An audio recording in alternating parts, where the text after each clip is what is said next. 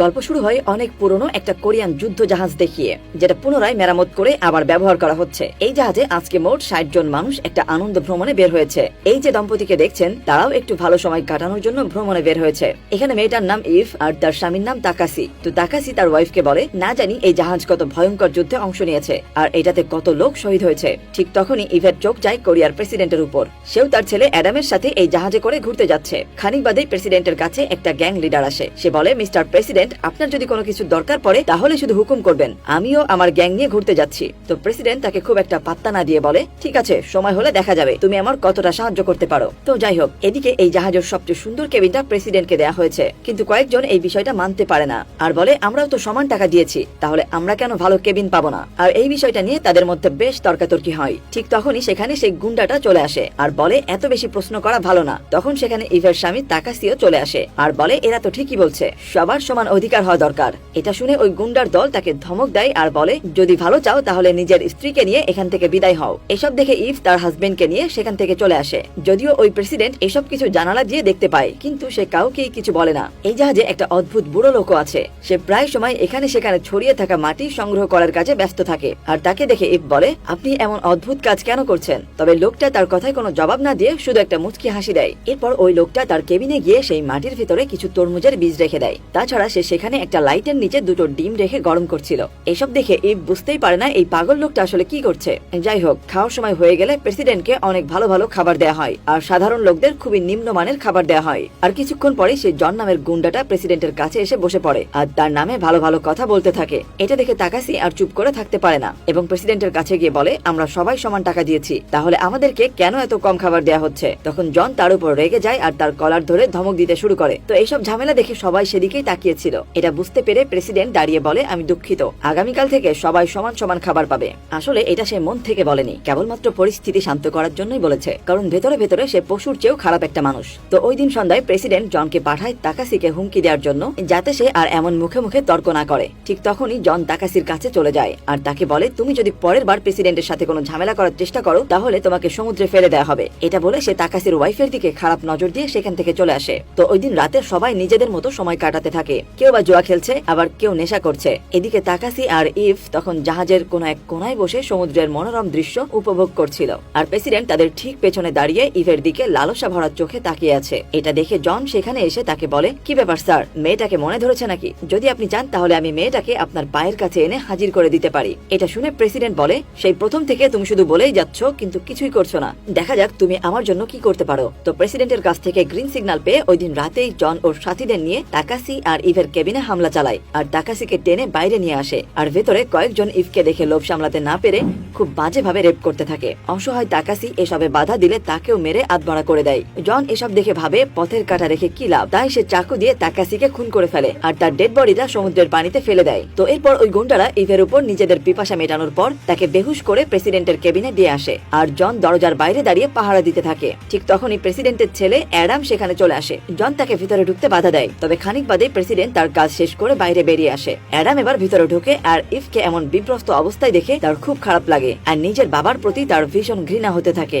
তবে চোখের সামনে ইভকে এই অবস্থায় দেখে অ্যাডাম যেন নিজের ভেতরের নোংরা জানোয়ারটাকে আর আটকাতে পারে না, তাই সেও ইভের সাথে ওই নোংরা কাজ করে। এদিকে এই সব কিছুই বাইরে দাঁড়িয়ে সেই বৃদ্ধ লোকটা দেখতে থাকে, কিন্তু তার এখানে কিছুই করার থাকে না। তো এভাবেই রাতভর ধর্ষণের শিকার হওয়ার পর ইভের জ্ঞান ফিরলে সে বাইরে এসে জনের কাছে তার স্বামীর ব্যাপারে জিজ্ঞাসা করে। তখন জন বলে, তোমার স্বামীকে তো আমরা সেই কখন মেরে ফেলেছি। এটা শুনে ইভ অনেক রেগে যায় আর গোটা জাহাজে তার স্বামীকে খুঁজতে থাকে। একটা সময় সে তাদের কেবিনের সামনে এসে তাকাসির জুতা আর রক্ত দেখতে পায় এবং বুঝে যায় ওরা তাকাসিকে সত্যি মেরে ফেলেছে। নিজের সবকিছু হারিয়ে ইভ এবার আত্মহত্যা করার চেষ্টা করে, কিন্তু তখনই ওই বুড়ো লোকটা এসে তাকে বাঁচিয়ে নেয়। তো ওই দিন রাতে সবাই নিজেদের মতো ঘুমিয়ে পড়ে। আজ রাত তো এভাবেই কেটে গেল, কিন্তু পরের দিন সকালে যে কি হতে যাচ্ছে কেউ কল্পনাও করতে পারেনি। পরের দিন সকালে উঠে ইভ যেন তার চোখকে বিশ্বাস করতে পারছে না। সে দেখে জাহাজটি পানিতে ভাসার পরিবর্তে হাওয়ায় ভাসছে। শুধু ইভ নয়, জাহাজের সবাই এক দৃশ্যে অবাক চোখে দেখছিল। তখন হঠাৎ করে ক্যাপ্টেন মাইকে ঘোষণা করে, জাহাজ কোনো রাডারেও কাজ করছে না, কোনো সিগন্যালও পাচ্ছে না। আমরা এখন কোথায় যাচ্ছি এটা আমরা নিজেরাও জানি না, কিন্তু আমরা খুব দ্রুত এর একটা সমাধান খুঁজে বের করব। ক্যাপ্টেন একথা বলে সবাইকে শান্ত করার চেষ্টা করে।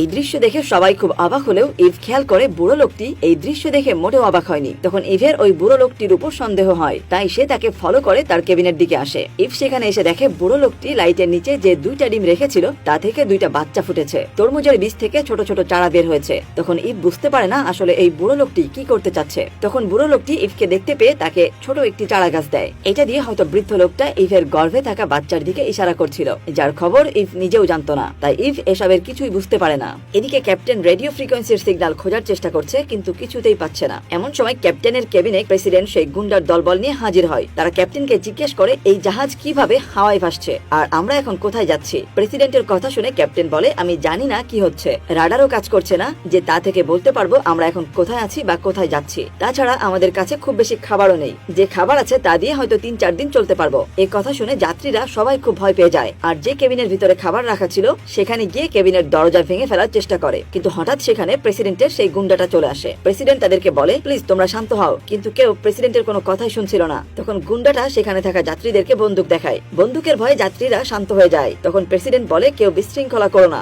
সবাই সমান খাবার পাবে। এই বলে সে স্টোর রুমের চাবিটা নিয়ে নেয়, কিন্তু তারপরে সে তার আসল রূপ দেখায়। সে ক্যাপ্টেনকে গিয়ে বলে, আজ থেকে কেউ খাবার পাক বা না পাক, আমি আর আমার ছেলে যেন ঠিকমতো খাবার পায়। কিন্তু প্রেসিডেন্টের কথা ক্যাপ্টেন কিছুতেই মেনে নিতে পারছিল না। এরপর কিছুদিন এভাবে চলছিল, যাত্রীদেরকে শুধু সামান্য ভাত দেওয়া হচ্ছিল, আর এসব কিছু করছিল সেই গুন্ডার লোকেরা। একদিন যাত্রীদের মধ্যে কিছু যাত্রী বলে ওঠে, এটা দিয়ে তো আমাদের পেটই ভরবে না। এ কথা শুনে গুন্ডার লোকগুলো বলে, চুপচাপ খেয়ে নাও, এটাই সবাইকে দেওয়া হচ্ছে। কিছুদিন এভাবেই চলে। এখন দিনে একবার খাবার দেওয়া হয়, তাও আবার খুবই সামান্য।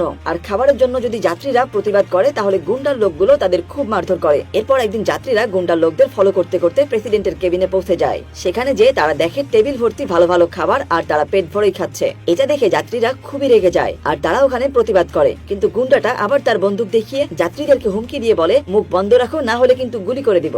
এই ভয়ে যাত্রীরা কিছুই করতে পারছিল না, তাই তারা সেখান থেকে চলে আসে। এদিকে আস্তে আস্তে খাবারের সঙ্গে সঙ্গে পানিও শেষ হয়ে আসছিল। তাই বৃদ্ধ লোকটি তার গাছগুলো বাঁচিয়ে রাখার জন্য টয়লেট থেকে প্রস্তাব সংগ্রহ করে গাছের চারাগুলোই দিচ্ছিল। এটা দেখে ইভ বমি করতে শুরু করে। তখন বৃদ্ধ তাকে পরীক্ষা করে বলে যে সে মা হতে চলেছে, কিন্তু তার স্বামী এখন আর বেঁচে নেই, আর সে একা এই বাচ্চাকে পালতে পারবে না। তাই সে তাকে মেরে ফেলার কথা ভাবে আর একটা ছুরি নিয়ে তার পেটে মারতে যায়। ঠিক তখনই বৃদ্ধ তাকে বাধা দিয়ে তার এবং বাচ্চার জীবন বাঁচিয়ে দেয়। এরপর থেকে ইভ ওই বুড়ো লোকটির কাছে থাকে এবং ওই বুড়ো লোকটির সমস্ত কাজে সহযোগিতা করে। কিন্তু ইভ বুড়ো লোকটিকে বলে, এত কষ্ট করে কি লাভ, যতদিনে এই গাছগুলোতে ফল আসবে ততদিনে জাহাজের লোকগুলো না খেতে পেয়ে মারা যাবে। ইভের এই কথা শুনে বুড়ো লোকটি কিছুই না বলে আগের মতোই মুচকি হাসে। এদিকে প্রেসিডেন্ট আবার ক্যাপ্টেনের কেবিনে যায়, তাকে আবার জিজ্ঞেস করে এই জাহাজ কোথায় যাচ্ছে, যার উত্তরে ক্যাপ্টেন বলে, আমি কিছুই জানি না। দ্বিতীয়বার ক্যাপ্টেনের মুখে এই কথা শুনে প্রেসিডেন্ট এতটাই রেগে গেলেন যে তিনি ক্যাপ্টেনের মুখে একটা চড় মারলেন। কিন্তু ক্যাপ্টেন তার কোনো প্রতিবাদ করলেন না, চুপচাপ দাঁড়িয়ে রইলেন। এবার ক্যাপ্টেন তার সমস্ত স্টাফদেরকে বললেন যে এই প্রেসিডেন্ট একজন লোভী ব্যক্তি, আর তার সঙ্গে ওই গুন্ডা তো সবসময় আছেই, আর তাদের সঙ্গে লড়তে হলে আমাদের কিছু অস্ত্রের দরকার, কিন্তু আমাদের কাছে তো কিছুই নেই। আমরা জানি এই জাহাজটা যুদ্ধের, তাই আমরা যদি একটু খোঁজাখুঁজি করি আর ভাগ্য যদি আমাদের সহায় হয় তাহলে হয়তো আমরা এই জাহাজ থেকে কোনো না কোনো অস্ত্র পেয়ে যাব। আর ক্যাপ্টেনের এই কথা শুনে তার স্টাফরা গোপনে অস্ত্র খোঁজার কাজে লেগে পড়ে, আর সত্যি সত্যি তারা বোমা ভর্তি একটা বক্স পেয়ে যায়, যেটাকে তারা লুকিয়ে রাখে। এদিকে যাত্রীদেরকে 2 দিন পর একদিন খাবার দেওয়া হচ্ছিল, তাও আবার খুবই সামান্য। আর তারা এই নিয়ে প্রতিবাদ করতে গেলে গুন্ডাদের মারধর তো আছেই। তারা এতটাই ক্ষুধার্ত ছিল যে একদিন বিকেলে রাষ্ট্রপতি যখন খাবার খাচ্ছিল তখন সেই খাবারের গন্ধ শুকে তারা টেবিলের আশেপাশে ভিড় করতে থাকে। এটা দেখে প্রেসিডেন্ট প্লেট থেকে যাত্রীদের দিকে একটা মাংসের টুকরো ছুড়ে দেয়, আর সেটা নেওয়ার জন্য সবাই কুকুরের মতো ঝাঁপিয়ে পড়ে, একে অপরের সাথে মারামারি করতে থাকে। আর এটা দেখে প্রেসিডেন্ট এবং গুন্ডারা খুব মজা পায়। অ্যাডাম এসব দেখে তার বাবার উপর খুব রেগে যায় এবং তার বাবাকে বলে, তুমি এত লোভী ও এত নিষ্ঠুর, তুমি কেন এমন করছো এই মানুষগুলোর সঙ্গে? যার উত্তরে প্রেসিডেন্ট বলে, বেটা, আমরা যদি বাঁচতে চাই তবে তাদের সবাইকে মারতে হবে, তুমি এটাকে নাটক বা সিনেমার দৃশ্য ভেবে উপভোগ করো।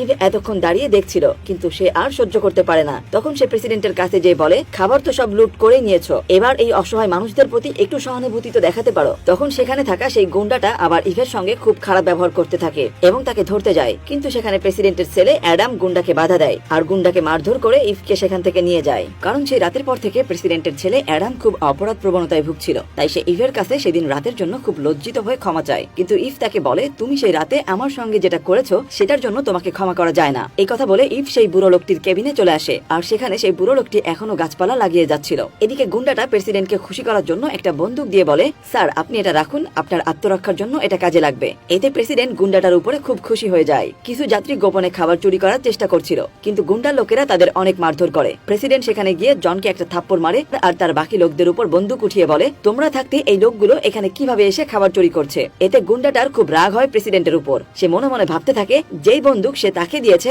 আর সেই বন্দুক দিয়েই কিনা তাকে ভয় দেখানোর চেষ্টা করে। কিন্তু প্রেসিডেন্ট বুঝতে পারে যে গুন্ডাটা তার উপরে রাগ করেছে, এখানে টিকে থাকতে হলে গুন্ডাটাকে তার দরকার। তাই সে যখন মদ খাচ্ছে খাচ্ছিল তখন গুন্ডাটাকে তার কাছে ডাকে এবং তাকে মদ খাওয়ার জন্য বলে, আর বলে সবকিছু ঠিক হয়ে যাবে, তুমি চিন্তা করো না। গুন্ডাটাকে হাতে রাখার জন্য সেই টেকনিকটা খাটায়। অ্যাডাম ইভের কাছে আসে এবং সে সেই বৃদ্ধ লোকটির ব্যাপারে জানতে চায়, কিন্তু ইভ বলে তার উদ্ভট কাজকর্মের ব্যাপারে আমি কিছু বুঝতে পারি না। এদিকে যাত্রীদের অবস্থা আরো খারাপ হয়ে যাচ্ছিল, কারণ তাদের 2 দিনের খাবারের পরিবর্তে 3 দিন পর একদিন খাবার দেওয়া হচ্ছিল, তাও আবার খুবই সামান্য। ক্ষুধার যন্ত্রণায় তারা আবারও স্টোর রুমে হামলা করে। গুন্ডা লোকেরা এটা জানতে পেরে প্রেসিডেন্টকে জানায়, আর প্রেসিডেন্ট সেখানে এসে একটা লোককে গুলি করে মেরে ফেলে। এটা দেখে বাকি যাত্রীরা ভয় পেয়ে যে যা খাবার নিয়েছিল তা আবার সেখানে রেখে চলে যায়। গুন্ডার লোকেরা সেই লাশটাকে ফেলে দেওয়ার জন্য উঠাচ্ছিল, ঠিক সেই সময় সেখানে সেই বুড়ো লোকটি চলে আসে আর তার সেই লাশটাকে তাদের কাছ থেকে নিয়ে তার কেবিনে চলে যায়। এই দৃশ্য ইভ দেখে, কিন্তু সে কিছুতেই বুঝতে পারে না যে এই লাশটাকে দিয়ে ওই লোকটি কি করবে। আসলে গাছ লাগানোর জন্য আরো মাটির দরকার ছিল, কিন্তু মাটি শেষ হয়ে গিয়েছিল, তাই সে এই লাশটাকে প্রথমে কেটে তার হাড্ডিগুলো আলাদা করে,